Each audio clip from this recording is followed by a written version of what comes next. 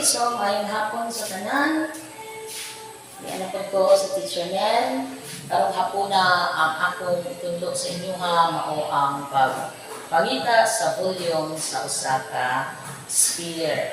Solid figure na sphere.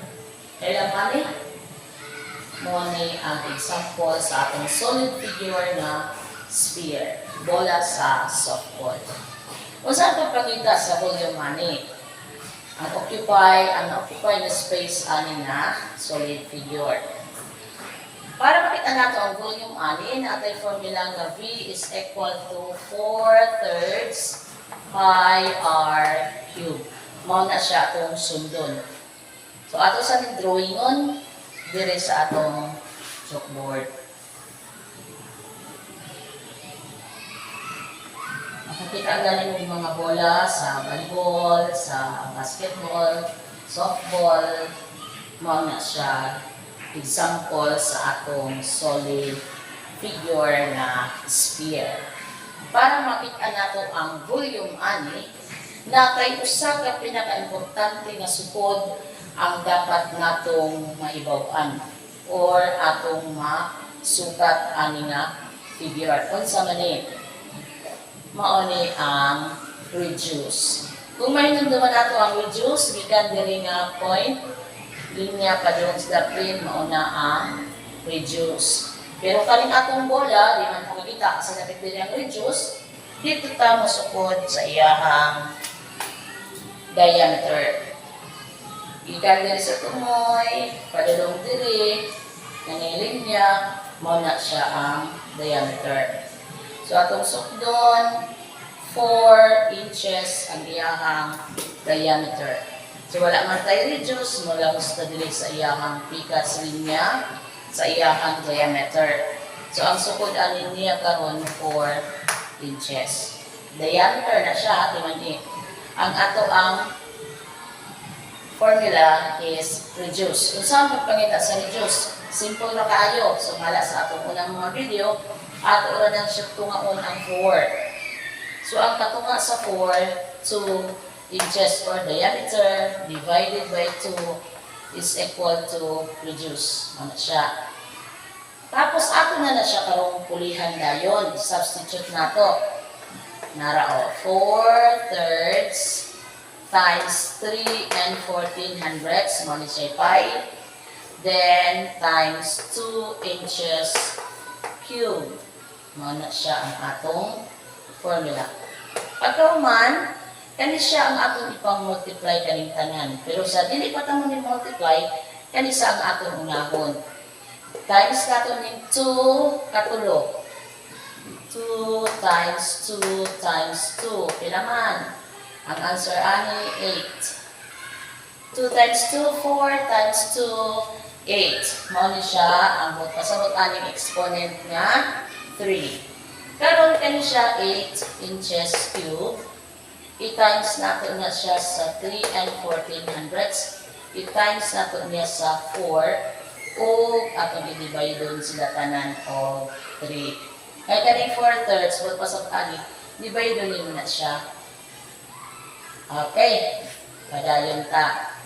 Kung i-multiply nato ng 4 and 3 and 14/100, ang atong makuha ng answer 12 and 56/100. Ano siya? So 12 and 56/100. Without atong i-multiply. 3 and 14/100 times 4. 4 times 4, 16. Carry 1. 4 times 1, 4 plus 1, 5. 4 times 3 is 12. So, ang answer ana 12 and 56/100. I-times nato na siya 8. 8 times 6 is 48. Carry 4. 8 times 5, 40 plus 4, 44. Carry 4. 8 times 2, 16 plus 4, 20. Carry 2. 8 times 1, 8 plus 2, 10. So, decimal places duha, 1, 2. So, ato diri karong answer 148 inches cube. i-divide nato na siya 3. Ang divide nato sa iyang 3, tanaw nato sa iyang quotient. Ang tawag sa answer sa division, quotient. Divide nato siya 3. Kani dividing decimal number by a whole number. So may gumaton. Kaning decimal point, saka sa taas. Okay, pagkahuman o saka, kaning 1 divided by 3, dito siya pwede. So, kuha ka isa ka digit. Mahimo na siyang 10. 10 divided by 3 is 3. 3 times 3 is 9 minus, ang answer 1, bring down 0. 10 divided by 3 is 3 times 3 is 9 minus 1. Bring down 4. Ang 14 divided by 3 is 4. 3 times 4 is 12 minus 2. 28. Bring down 8. Divided by 3 is 9 times 3 is 27. 28 minus 27 is 1. Nakatay sobra, butang tag 0, butang tag 0. 10 divided by 3 is 3. 3 times 3 is 9. So, ang answer ani sa ubos 1. Balik-balik na siya. Magbutang tag 0 diri, may imara po na siyang 10. Pag-divide na po din mo, 3 na po ang answer.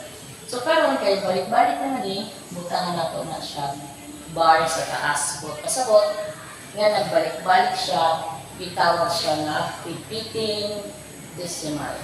So, mana na siya karoon ng atong volume of this sphere. Volume ni ani nga sphere. 33 and 493 thousandths inches cube. Ana ang kasayon pagpangita sa volume sa usa ka sphere. Ang ato nang tuman-an nga dapat makabaluta pag multiply o pag divide. So kanang atong mga bata din ha, hinahinayon ninyo og memorize ng multiplication table. Kaya kung makamemorize ka ng multiplication table, dali ra kayo ka makabalo kung saan pag divide.